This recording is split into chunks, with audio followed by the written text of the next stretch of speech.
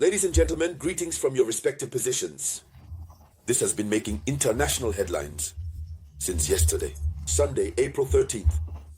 What Russia has done in the Sumy region, in the strategic Ukrainian city of Sumy, has surpassed the United States of America.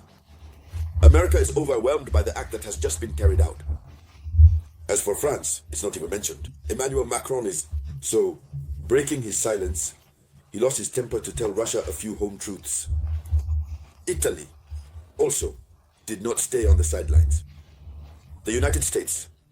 Moreover, we don't even mention the United States, which, to my surprise, more or less like Russia, broke their silence.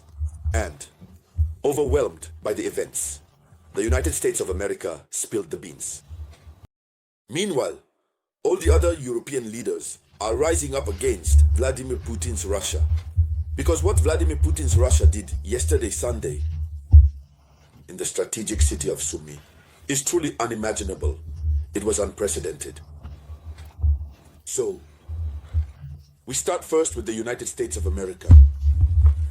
As soon as the act was committed by Russia, an act that surprised the Western allies broke their silence. Yes, the United States declared. The Trump administration stated that Russia is crossing the bounds of decency. Russia is crossing the bounds of decency. That is to say, in the eyes of the Trump administration, yes, they might tolerate Russia continuing to carry out small strikes, etc. But not a strike of such magnitude. And it was a hotel that was hit. A hotel located in a residential area. So, the fact that it's a hotel can be interpreted differently. We would obviously say it's a civilian building. And besides, those who are there, who take care of the services of, how do you call it? Taking care of the hotel, they are civilians. But what is the real problem? It's that it was done on purpose. It was an award ceremony. For veterans, those who fought for Ukraine at the front, those who fought against Russia. So there were NATO officers. If you see that NATO's reaction, the reaction of the Westerners, has reached such a level, it's because there were many NATO officers. So, they chose, we will get to the reaction of these others in a moment. But we are on what? Why did Russia do that? Ukraine chose a civilian building. Since Ukraine is a country of armed conflict, civilian buildings must be spared. They chose this hotel, a residential area. So for them, by choosing such an area, they would be safe. Russia will say, well, it's fine, we can't strike. Since it's a residential area, there might be civilians who could go to rest, eternal rest. And if civilians go to rest, eternal rest, it becomes a war crime. So, they made a plan. They did it on purpose. But what they forgot is that Russia has Kinzhal missiles. Kinzhal, take note. Russia has Kinzhal missiles. And the Kinzhal missile is one that carries out high-precision surgical strikes. It is a missile that is extremely sharp in terms of precision. That's what they had forgotten. So, Ukraine also forgot that. When a civilian building is there, and this building is for civilian use, it is at that moment that international law recognizes this building as a civilian building. But international law itself, the law of war, states it clearly. The gap between a civilian building or object and a military object is very thin. In a short time, in the blink of an eye. A civilian building can quickly and automatically become a military building. A civilian target can quickly become a military target. So, what does that mean?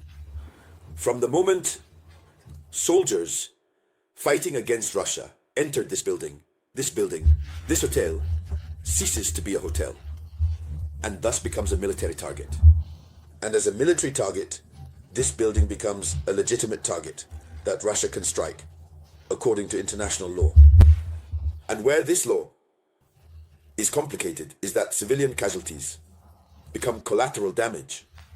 That's what it's about. So, Russia, knowing everything, Russia sent the little brother of the Oreshnik missile. And Oreshnik, we all know what Oreshnik is. So, Kim Jong did the job, the dirty job. And I assure you, there have been dozens of departures for eternal rest. So, the United States of America says that Russia is exceeding the distance limits. They are overwhelmed. Emmanuel Macron. In turn, he comes out and says that a ceasefire must be imposed immediately on Russia. You heard that the ceasefire must be imposed. Can a ceasefire be imposed? I told you yesterday. What Ukraine was doing, they saw it and said nothing. They were provoking Russia. We talked about it here several times. We said here, this is what Ukraine is doing, violating the ceasefire. Meanwhile, Putin, hand on heart, he told his army, respect, continue to respect the ceasefire. But they thought it was a weakness. Here is Russia waking up like a wounded panther. And then it cries, it thrashes in all directions. So, Emmanuel Macron denounces it. He says that this war, everyone knows it is Russia alone who wanted it. So he accuses Russia. He says today, it is clear that it is Russia who alone chooses to continue the war in disregard. In disregard of human lives, international law, and President Trump's diplomatic efforts. So, Emmanuel Macron publicly accuses Vladimir Putin and Russia. He says that it is Russia who wanted this war. Today, it is Russia who chooses to continue the war. But let's tell the truth. That's why I tell you that Africans, our African brothers, should follow these video conferences to better understand these Westerners.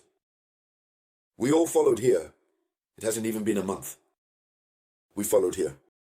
Who struck the energy installations in Kursk? But it was Ukraine. Who violated the ceasefire on energy infrastructures? But it is Ukraine.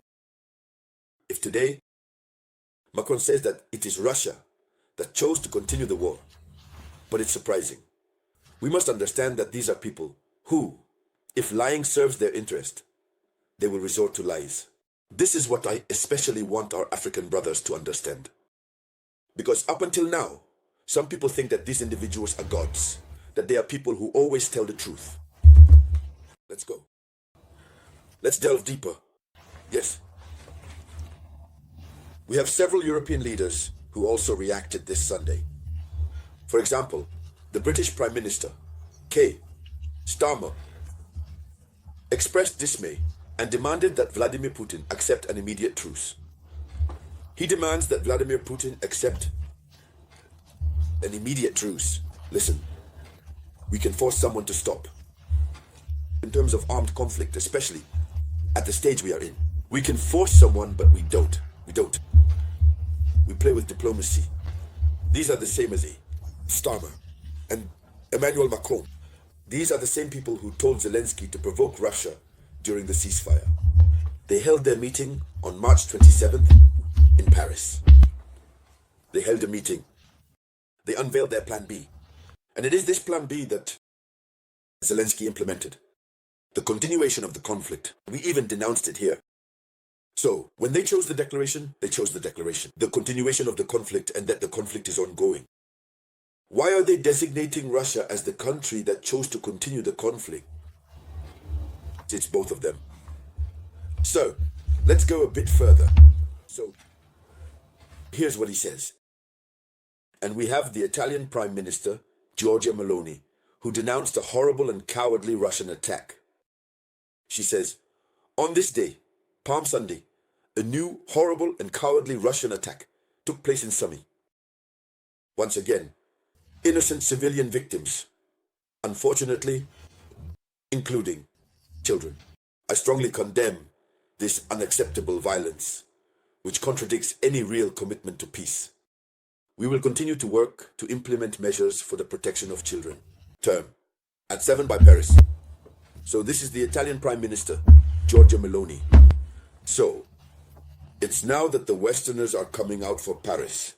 And I had warned you here that I had told you that it's when Russia starts to act, that these people will come out to say, Russia has violated international law. Russia does not want peace. Dissent, dissent, dissent. You see, ladies and gentlemen, in any case, the situation has surpassed the Westerners. Here it is. That was the headline of international news. Thank you for sharing it as much as possible. I will be back shortly with new updates. This was the voice of your one and only samurai.